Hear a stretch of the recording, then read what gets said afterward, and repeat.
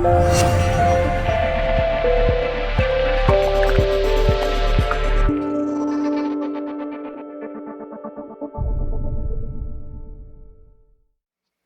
you know that the old heaven and earth of the old covenant Jewish people, of being under the law to relate to God, that thing has passed away? And did you know that in its place, we're now participants in a new heaven and a new earth? And did you know that as a part of that, he has done away with the old city of Jerusalem, the old earthly natural city, and instead he's called for a new Jerusalem to come from heaven, and for that to be his eternal city and dwelling place for people and men of all types, not just Jewish people, but all believers, all who would have faith are welcome in the city walls of Jerusalem. And that it's a city of promise. It is not a city that is built on natural works. It's not a city that's built on what you could do in the flesh, but it's a city that's born out of heaven and a promise from God. And your admission, your citizenship into that city, it's just predicated on believing a promise. And so this morning, I hope you believe in that promise. I hope that you believe that you're invited. I hope that you know that you're a participant with a good, eternal, heavenly city right here on earth. And it's not something you have to wait to be a part of. It's something that's right here, right now. That God, he chose to make a dwelling place amongst men.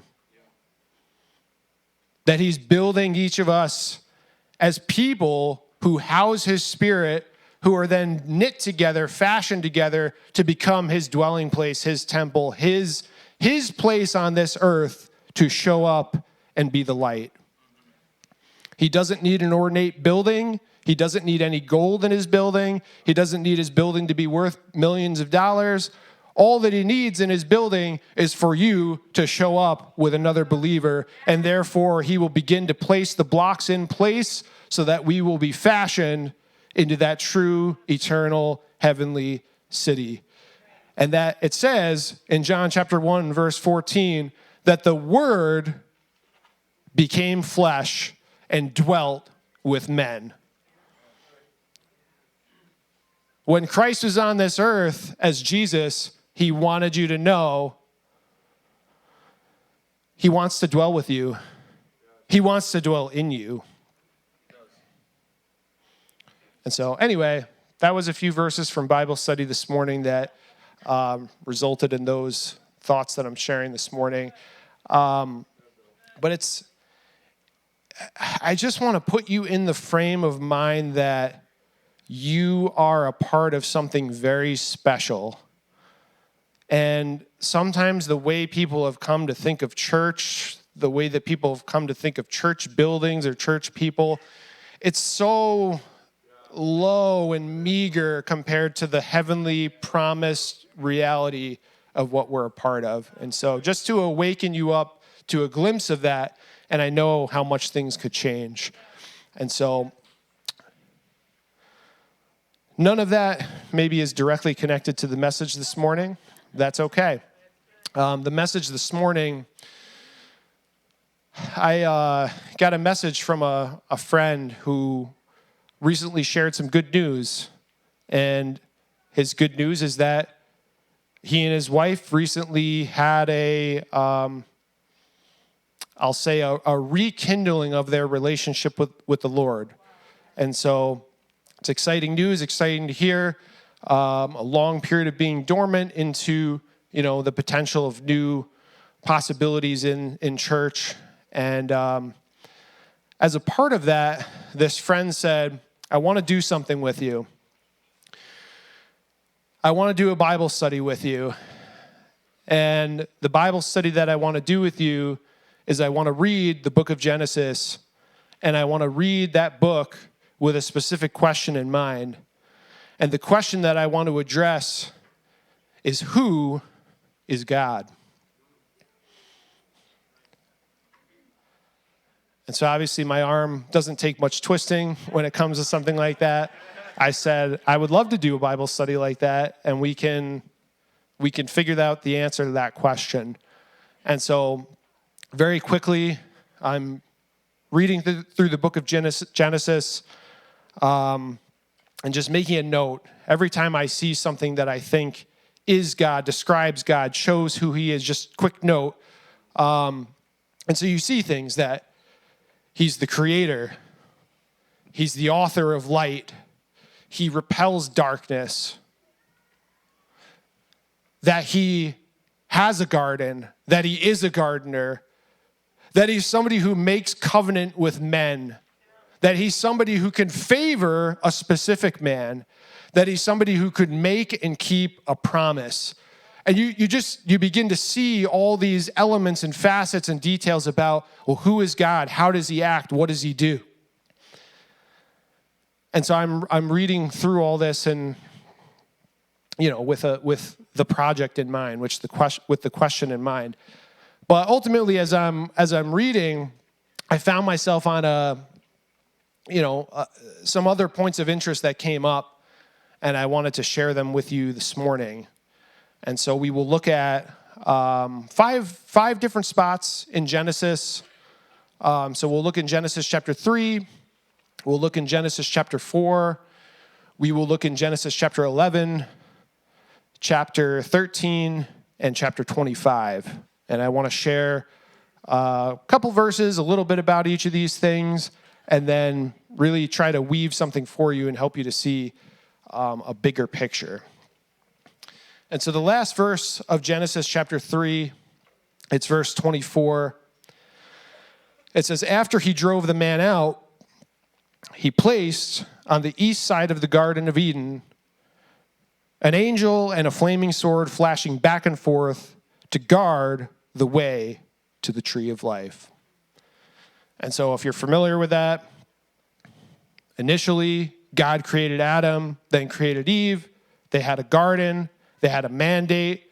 They were said that they're supposed to have dominion in this garden. They're supposed to work this garden. They're supposed to harvest out of it, dwell with God there, live with him, breathe with him, talk with him, and manage and steward everything that God had given them. That was the Garden of Eden.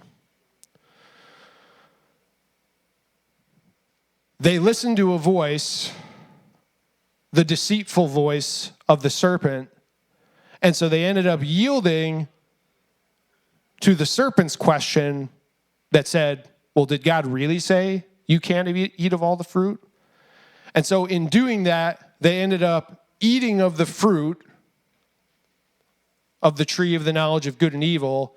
And when God had realized that had happened, he said, well, I can't have you stay here and now eat of the tree of life. And so I'm expelling you from the garden. And so part of that expelling from the garden, it's more than just saying, I don't want you in my garden anymore. He physically sets up a boundary on the east side of the garden. Big flaming sword, big spiritual activity. Nobody's just going to sneak through and walk back into the garden. Why? It says it right in the verse.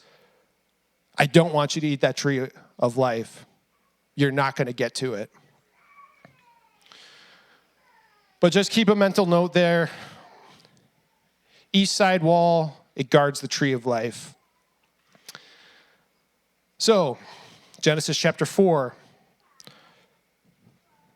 We don't have to read all the verses, but summarizing verses 1 to 15, you have two brothers who are born. You have Cain, who's the older brother. You have Abel, who's the younger brother. And it says that they're both, beginning to produce. And so Cain, he brings an offering based out of his produce.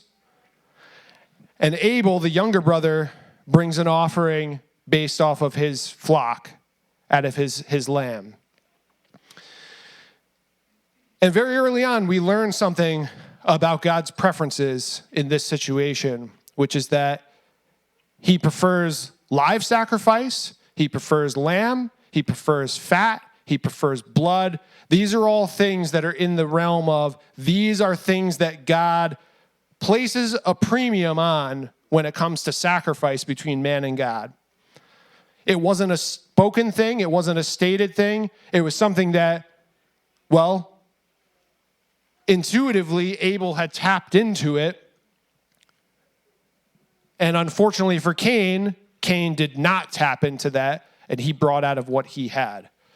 And so that we learn, God prefers this live animal, blood, fat lamb compared to vegetables, which, wow, I can't believe someone would come to that conclusion.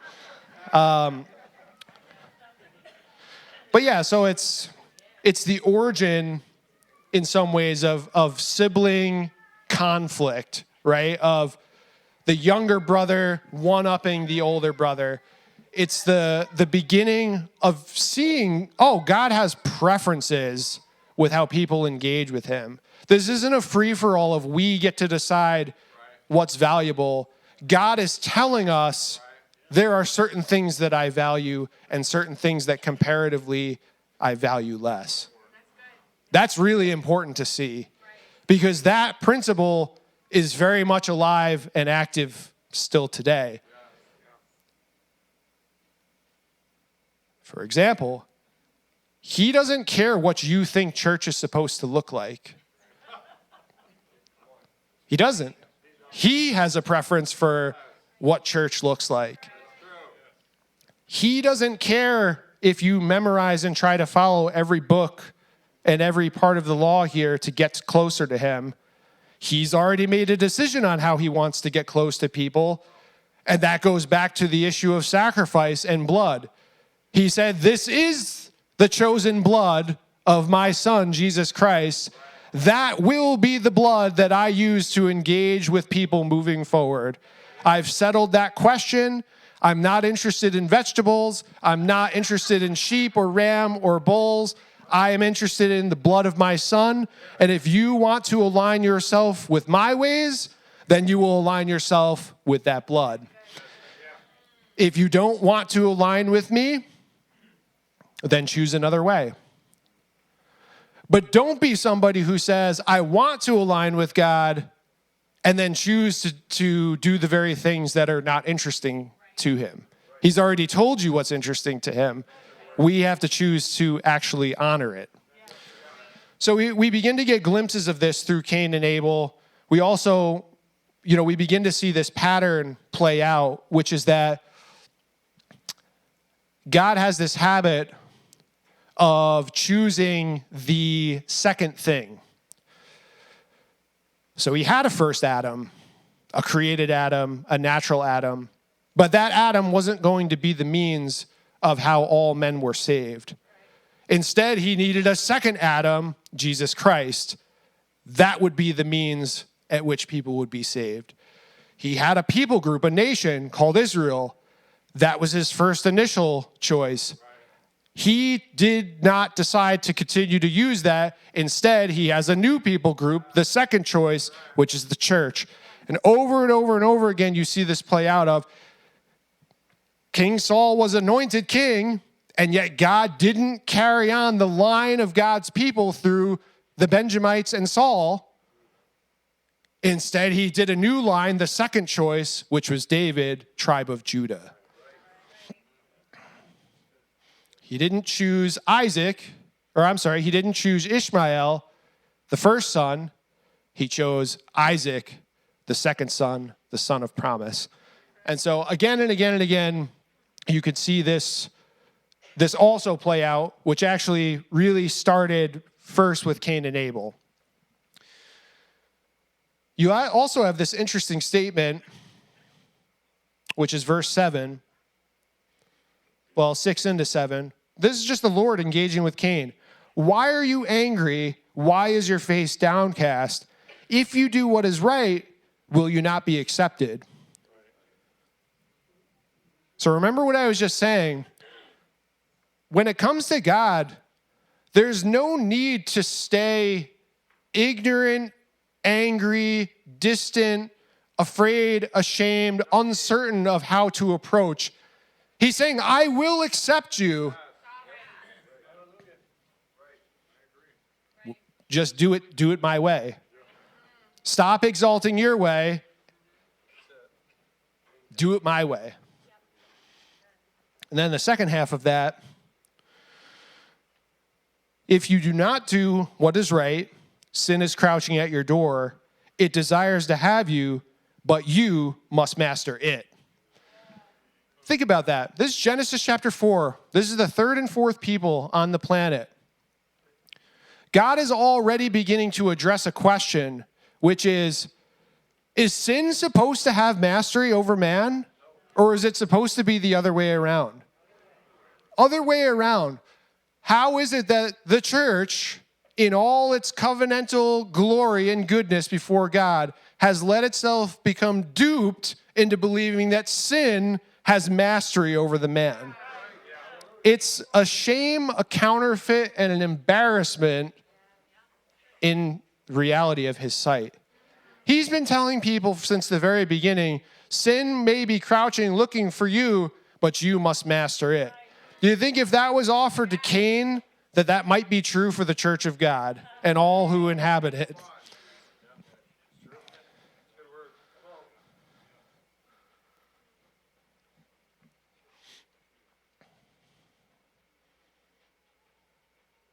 Yeah, so ultimately where I was going with this is that verse 16, and it says that,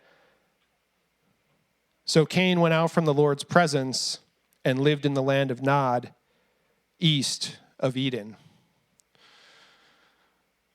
So this is Cain. He kills his brother because he's upset. He felt like second fiddle. He felt like he was displaced. And so he leaves and he heads east of Eden, out of God's presence, out of the Lord's presence. So just keep it in mind. Genesis chapter 11, verse 2. As men migrated eastward, they found a plain in Babylonia and settled there. They said to each other, "Come, let's make bricks and bake them thoroughly." They used brick instead of stone and tar for mortar. Then they said, "Come, let us build ourselves a city with a tower that reaches to the heavens, so that we may make a name for ourselves and not be scattered over the face of the whole earth." But the Lord came down to see the city and the tower that the men were building. The Lord said, if as one people speaking the same language they've begun to do this, then nothing they plan to do will be impossible for them. Come, let us go down and confuse their language so they will not understand each other. So the Lord scattered them from all over the earth, and they stopped building the city. That's why it's called Babel or Babylon, because there the Lord confused the language of the whole world. From there the Lord scattered them over the face of the whole earth. Okay, so remember, Garden of Eden, it had the flaming sword and the guard on the east gate.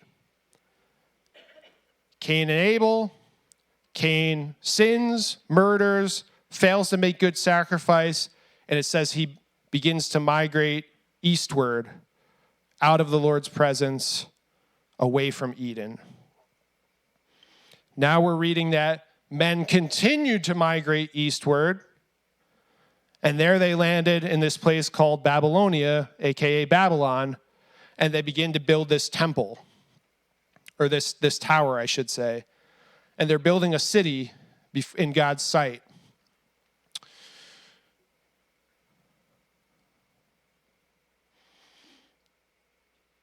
What this represents is it's man's effort to ascend to the realm of God, but excluding him from the process of that ascent. That's the key. God is all too happy to see everybody ascend to the heavenly realm, but he's not looking to do it with man apart from him. He's looking to do it with his blessing over the efforts of the people. And so these people have made a decision of, we are going to ascend and become great and make a great name for ourselves apart from God. And that's a different thing. And keep in mind where they did it in a place that is Babylon. Now, if you fast forward way into the future, you could either see this in the book of Kings or Chronicles, or even a real quick snapshot in Matthew chapter 1. But it lists out the genealogies. First, it brings you from Abraham to David. Then it goes from David, it says, to the exile. 14 generations from Abraham to David, 14 generations from David to the exile. Exile to where? Exile to Babylon. And so, what went on in Babylon? Well, if you read the book of Daniel, you'll get an idea, which is that they had a king, they had an emperor who, how did he see himself? As God. What started as a small thing of people wanting to gather together to build a city, to make a great name, to ascend to heaven with this tower, that's the seedling of a future Babylon that becomes a place where the king of that place, he has no interest in God at all. In fact, he's the direct enemy and opposer of God, where he's saying, I'm going to take God's people, and I'm so great that I'm actually going to capture and ransack all of them and then physically displace them from their home city into my city to show my dominance and my greatness over God. Because surely only somebody as great as I am could do that to God's people. And so that's the type of place that Babylon is. Now, of course, Daniel, over time is able to show and demonstrate the truth of God's goodness, and that God has the ability to supersede any government of man. But this is important stuff, because while Babylon may not be a real physical threat or issue for God's people today, the issue of let me have me and my mind of man say I'm going to ascend to the top place, and I don't need God to get there. If I could just work hard enough, get educated enough, get the right circumstance, get the right people in my camp, then I could become something great. Well, it's like, well, no. God wants you to be great, but he wants to be the author and the one who kisses you and blesses you into that greatness.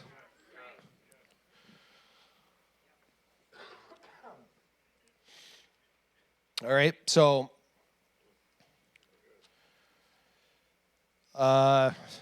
Genesis chapter 13.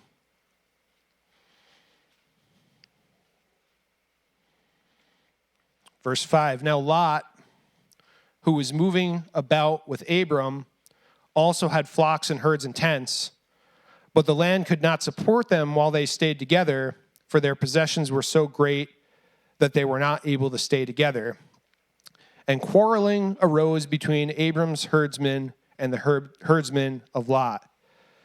The Canaanites and Perizzites were also living in the land at that time. So Abram said to Lot, let's not have any quarreling between you and me, or between your herdsmen and mine, for we are brothers. Is not the whole land before you? Let's part company. If you go to the left, I'll go to the right. If you go to the right, I'll go to the left. Lot looked up and saw that the whole plain of the Jordan was well watered, like the garden of the Lord, like the land of Egypt toward Zoar. This was before the Lord destroyed Sodom and Gomorrah. So Lot chose for himself the whole plain of the Jordan and set out toward the east. And so once again, you had that eastward barrier from the Garden of Eden, followed by Cain leaving the presence of the Lord and migrating east, followed by the Tower of Babel being an eastward migration of people until they built the tower and the city. to now you have a choice between two individuals.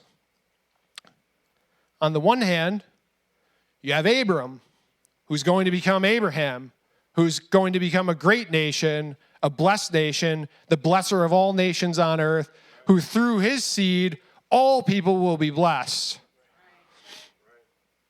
Those who bless him will be blessed. Those who curse him will be cursed. He's going to have descendants that number the stars of the sky, the grains of the sand of the sea. You have that Abraham, and you have his nephew, Lot. So Abraham had a brother who had died, and Lot became, kind of like his son and companion, and they were traveling together. They became too big for the land, and they had to make a choice. Lot gets the choice. Once again, he chooses eastward migration. And this time, as he looks out east, he says, well, this place looks fantastic. It's fertile. It looks like there's all the provision I could need out here. Why would I not choose to go this way? But we know God's blessing is not determined based off of the appearance or circumstance of how something seems to be. It doesn't matter that it looks more attractive there. If God's blessing in hand is upon you, then his hand is upon you right here in this spot, and therefore it'll flourish. And so you don't need to follow with your eyes or attraction and say, that's where I've got to be because that's the good-looking piece of property. You need to say, God, what are you saying to me in this situation? And if your hand is upon me, I want it to be apparent and prospering me.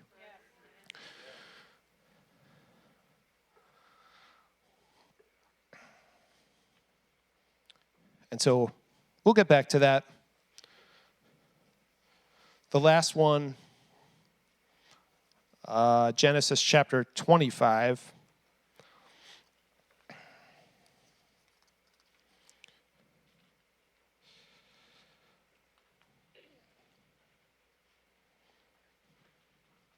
So the first couple verses just describe that after Sarah, Abraham had a different wife named Keturah, and she had various sons. But verse 5, Abraham left everything he owned to Isaac.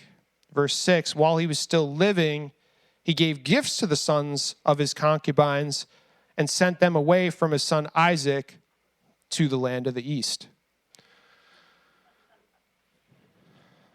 So 5 times we've seen it that heading east is bad. If you want to depart from the ways and path of God out of his presence, you head east in the book of Genesis. In fact, Abraham so wanted to defend the promise that was put over Isaac that he said, any competition, I'm also going to send them out that way. I don't want them to interfere with Isaac's blessing and prosperity and the promise that's over his life. And so it's pretty interesting. And you might ask yourself the question of, well, what's the point? Or what does it mean for me? Yeah. So Lori says we have to get out of New York. So yeah, we have to take the church from here and push it over here. Yeah, we have to move Bikini Bottom. No, so that's contrary to, yeah, we're not going to the 100-year sea urchins, for sure.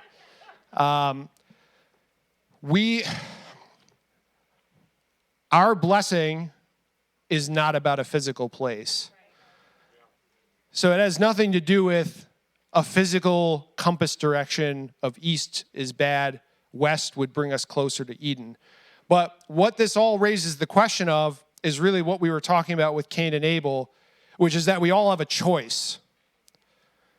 And the choice is, am I going to ignore and detest God's way and head my own way and on my own path and try to generate my own pathway to success and blessing and prosperity?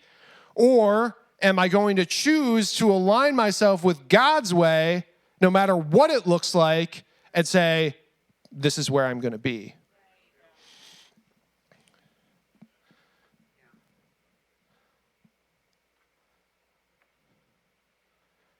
It's not looking down south and saying, well, if I just moved down south, I'd get a better job. It'd be better weather. There'd be no snow. It's more church favorable culture. Grass is greener. It's a trap. It's a trap. Seen it before. I'm not saying you can't move south if the Lord speaks to you to move south. But you have to address the issues of your heart. You have to address the problems that have nothing to do with your job or the church culture or the weather.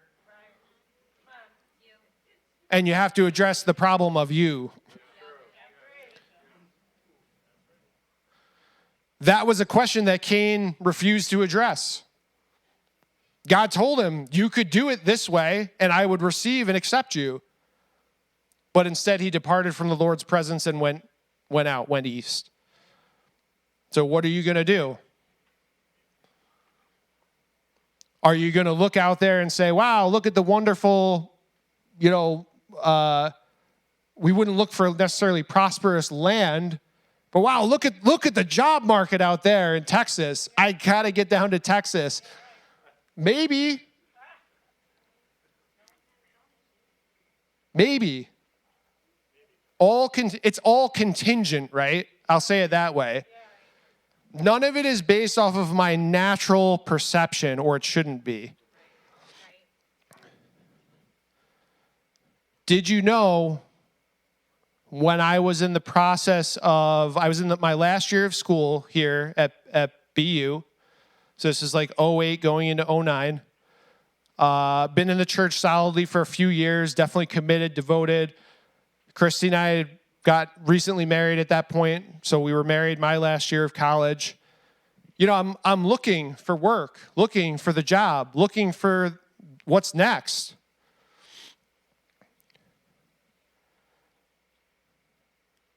Assuming and thinking like, oh, I must have some kind of like prospects or ability to attract a decent job, and just rejection after rejection after rejection, like 10 different job interviews, all rejected in this area, and feeling like, they wanted you in France.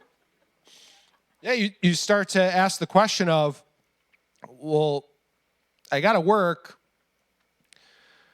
and I'm not finding anything here. Should I be looking further out? Should I be looking to New York? Should I be, looking to move somewhere else? I always had this word in my soul that Chris had said a long time ago, which is, I would rather work for a gas station and do the will of God than depart on my own strength and steam and try to make it on my own. Right? Yeah, it's easy to say, right? It's another thing when then you're making $10 an hour at a gas station, which is pretty much what happened to me. And it was this deeply humbling experience of, I had a master's degree and I'm making $10 an hour working at a call center. 100% for the sake of the mission. 100%. No other reason.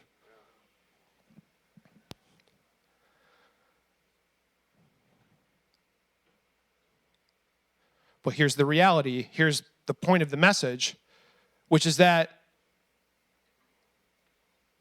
God can prosper you. I shouldn't say God can prosper you.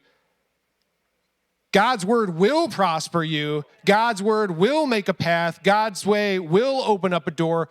God's way has the means to make unique opportunity for things to work out. And even while you're waiting, doesn't necessarily mean you got it wrong.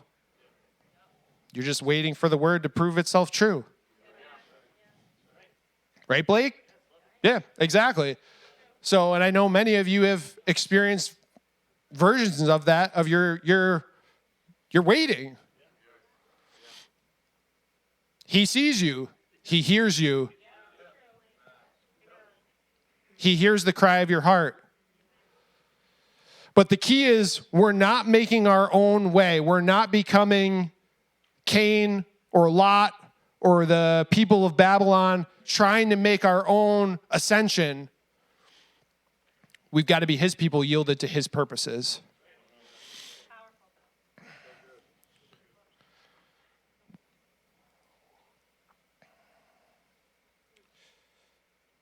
So,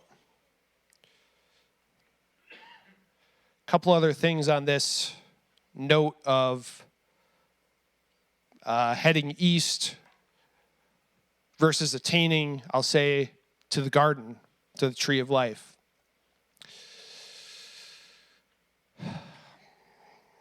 So Revelation chapter 2 puts it this way to the first church, that those who overcome will get to taste the fruit of the tree of life, which is in paradise. Good news, this whole Eden thing, this whole blocked off, guarded, spiritually can't get back in, so I've got to look for another way, all that's been dealt with because God has reopened the gateway back into Eden. And I'm not talking about finding the physical Garden of Eden and going to the Middle East.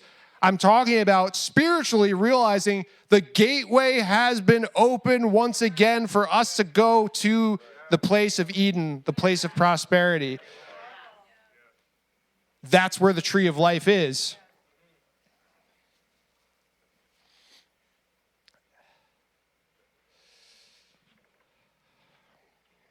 What opened it up? Jesus Christ, through his sacrifice, it actually says when he was crucified, the curtain that separated the most holy place from everywhere else was torn vertically up and down at that moment. That's a big deal because what that's telling you, it was showing the people, hey, you know that super duper special place that only one special titled guy one time a year got to go in if he did it exactly the right way? Yeah, that place has just been blown wide open where anybody can get to it. Exactly. It's worth a hallelujah. It's worth an applause. It has to be noted that this whole issue of physical places being blessed it's done and over. The curtain splitting was the glimpse of that, I think something big is happening and changing and shifting. But then, by the way, when that whole place turns into rubble, that's when it's really telling you that I'm not interacting with people in the city of natural Jerusalem anymore. I'm not using that physical, ornate temple to sacrifice and engage with my people anymore. In fact, I want that to be so clear and apparent to you that I'm going to smash it to rubble so that you no longer bother looking to it as a source of how you're going to get close to me, and instead, you're going to look to the heart of God. You're going to say, I want to get back into Eden. You're going to say, I want to partake of that tree of life that was forbidden for so long. And man, it always sounded like it would taste so good. Well, good news, it's available. It's time to taste. It's time to taste eternal life.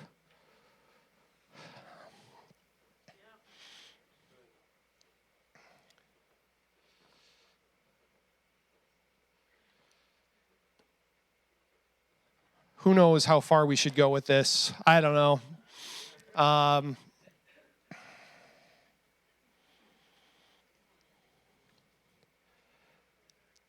So there's this whole thing going back to Genesis 13. Which way did Lot choose to go? He headed east. Where did he settle, though? Sodom and Gomorrah. Very good. Sodom and Gomorrah. Is that known for anything? Sodom and Gomorrah, again, the place that appeared to be the prosperous area that I should get to, it ended up being a house of wickedness. Actually, it became the place that it was essentially the capital city of wickedness and sexual immorality, where God, with Abraham, he examines the city, and Abraham asks, for 50 righteous will you spare it? For 40, for 30, for 10? Yeah, for 10 I would spare it. Guess what? There's not even 10 in there. Yeah, how sad is that an entire city gathering of people, there's less than 10 righteous people who dwell there, to the point God would rather wipe it from the map than keep it around and what it represents. That's where East of Eden leads to, or one of the versions that it leads to. Like I said, Babylon is another version that it leads to, which is, well, let me just exalt natural government, natural kingships, natural presidencies, natural ways that appear to put the power balance in my hands, in my favor, and I'm going to align with those things. That's where Babylon, that's what Babylon is.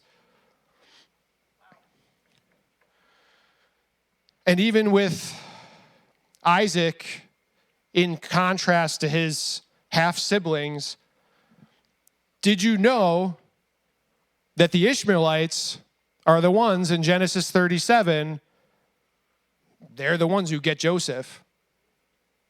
They're the ones that bring him into Egypt. Well, what do we know Egypt for? Well, it becomes the place of bondage and slavery, and the place where you are not free to worship in the way that you would choose to.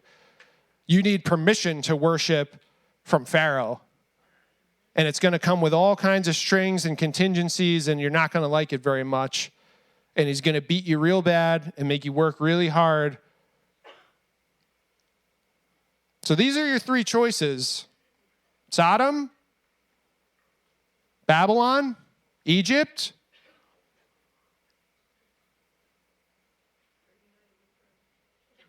Or are you going to unite yourself with Christ and find yourself in Eden eating a delicious piece of the tree of life? I choose tree of life.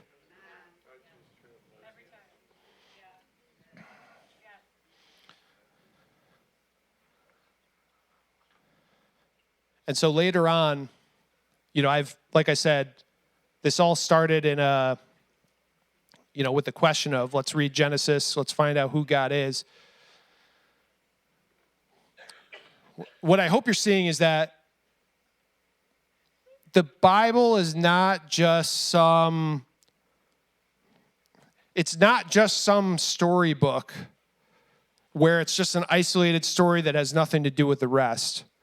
These ideas and themes and happenings, they carry throughout all of the rest of God's covenant agreement with people. And so on the other end of all this, on the book of Revelation, closing it out, you'll see phrases like Revelation chapter 11, verse 8, that said, they'll be killed there in Sodom and Egypt, the great city, which is where the Lord was crucified. And what they're telling you, what John is telling you, is he's in a very thinly hidden way, he's saying, oh, well, we know where Jesus was crucified. Jerusalem, but I'm not using the term Jerusalem. I'm calling them Sodom and Egypt. Why is he calling them Sodom and Egypt? Because he wants you to understand that eventually, even if at one time God said, this is my chosen people, if you ignore his ways long enough, if you head eastward long enough, if you neglect to align yourself with his true purposes and intentions for long enough, you will actually become the very enemies that you once despised in history. The people that you at one time needed delivery from, you actually have now become them and have become the oppressors of the believers in the church at that age and time. And so the very thing that you hated, you've now become. And how is God going to deal with that? Well, he dealt with it dramatically, and he calls himself a consuming fire, and that's because his fire, it does consume things that are against him. And we don't always like to think of it, but when push came to shove, when old natural Jerusalem became an abhorrence in God's sight,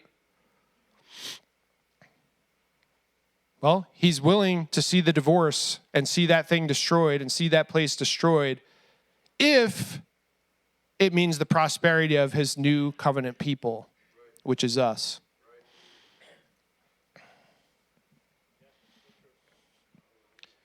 Did you know that in Genesis 4, when Cain shed the blood of Abel, that in Jesus' day, he said that that blood of Abel is still crying out against you today because it represents all the righteous blood that will ever have been shed in the history of mankind. In other words, these stories are not just momentary, insignificant history marks. The blood of a righteous man that was shed, it prophetically carried itself all the way to the day of Christ, when the most righteous man who ever lived would have his blood shed.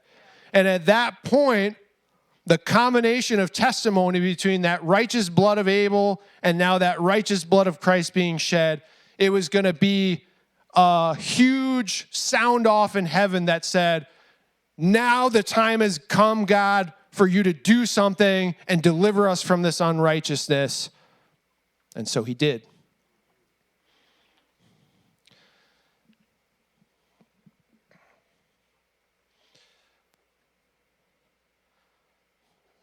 So anyway, I can go on and on and on and on some more. But maybe a good place to end is the exhortation that I began at, which is that he has a new heavenly city. He has a new promised land of Jerusalem. He has a city that he's meaning for his people to dwell in.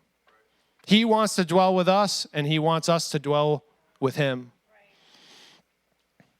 He doesn't want to continue to estrange ourselves and head a different direction. He wants us right in his borders, in his midst. And so I hope you can hear it and receive it this morning.